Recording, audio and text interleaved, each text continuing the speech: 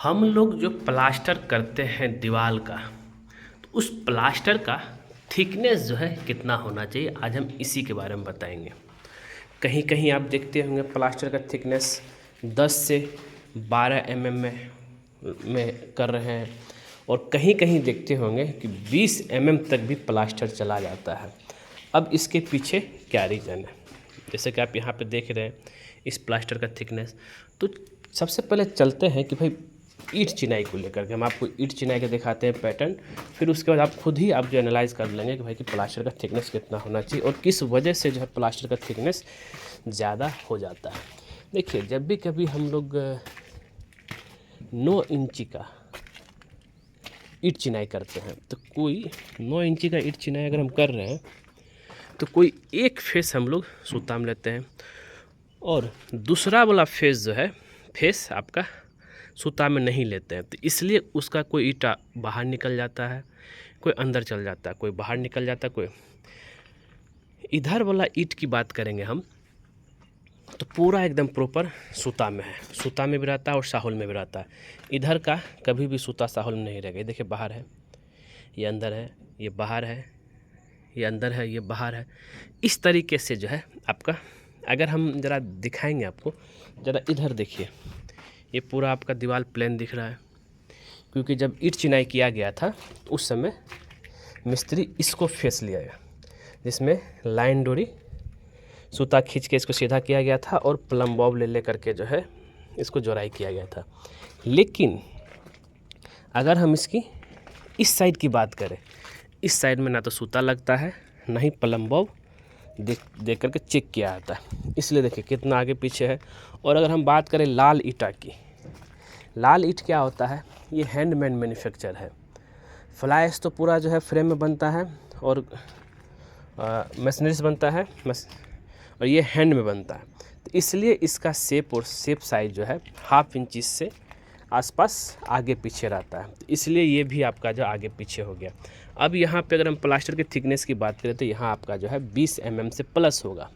क्यों? जैसे कि अगर ये अंदर है, अगर हम इसको सीधा लेंगे तो ये कम से कम 10 तो अंदर ही है, 10 ये आपका अंदर ही है, तो 10 और इसको देंगे तब 20 हो जाएगा।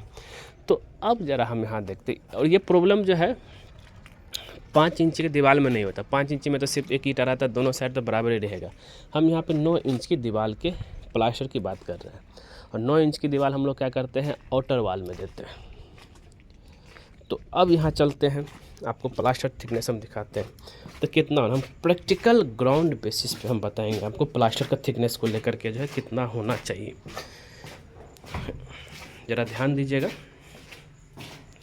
तो उसी हिसाब से चलते हैं।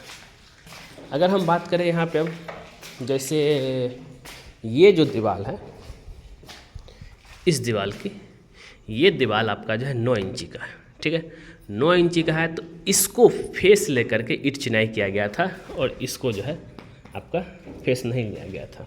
यहाँ तो पता नहीं चलेगा, लेकिन यहाँ पता चलेगा। यहाँ पे अगर आप देखेंगे तो इस ईंट चिनाई में ज़रा समझिएगा, इसको फेस लेकर के ईंट चिनाई किया गया था, और इसको जो है लेकर के नहीं किया गया था। तो अब क्या है कि अगर हम इसकी प्लास्टर की थिकनेस की बात करें, ये जो प्लास्टर इस फेस की प्लास्टर थिकनेस 20 तक चला जाएगा आपका। लेकिन इसकी प्लास्टर की थिकनेस की बात करते ये आपका 10 से 12 10 से 12 प्लास्टर थिकनेस इसका रहेगा।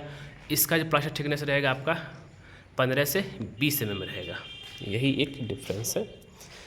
तो अगर आप यहाँ पे देखेंगे, ये प्लास्टर जो हुआ है 20 के आसपास प्लास्टर का थिकनेस ये है।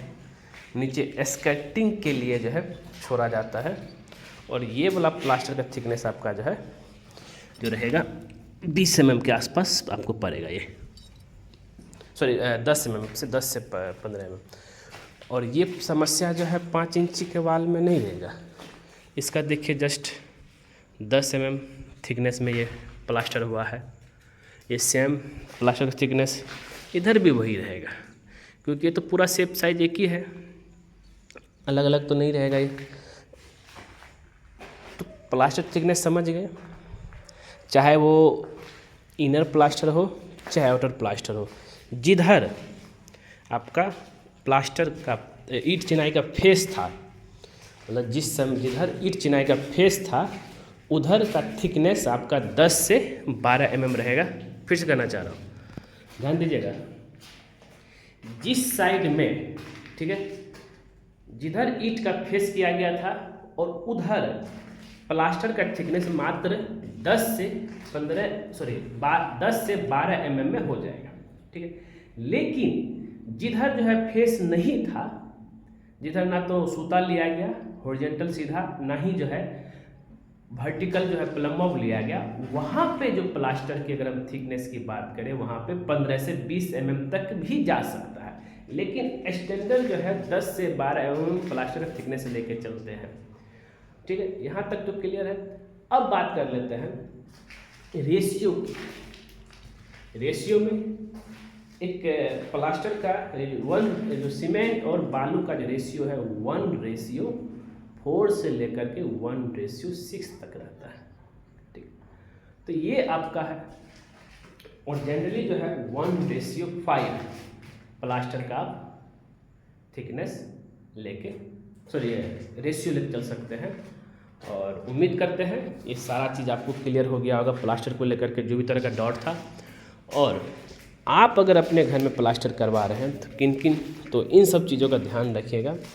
और ज़्यादा मोटा भी नहीं करना, ज़्यादा मोटा प्लास्टर करेंगे तो क्रैक होने का ज़्यादा चांस रहता है। और प्लास्टर हो जाने के बाद उसकी तराई जो है कम से कम 7 to 10 डेज होते रहना चाहिए।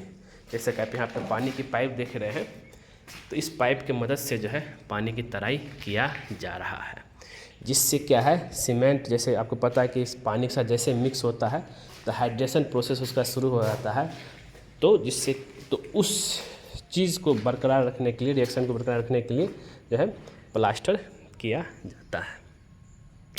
तो दोस्तों ये था आपका प्लास्टर को लेकर के। उम्मीद करते हैं ये वीडियो आपको ज़रूर पसंद आया होगा, और अगर पसंद आए ज़रूर इसको जो है लाइक कीजिए, शेयर कीजिए, कमेंट कीजिए, और ख़ास करके हमारे चैनल को सब्सक्राइब कर दीजिए।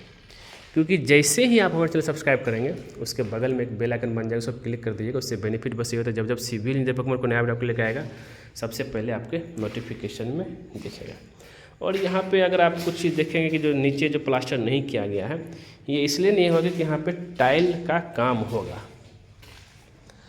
टाइल का स्कर्टिंग लगेगा, इसलिए नीचे प्लास्टर छोड़ दिया जाता है। और ऊपर में कुछ इस डिज़ाइन से आप जो है बना सकते हैं, जो कि देखने में बहुत सुंदर दिखेगा। ठीक है दोस्तों।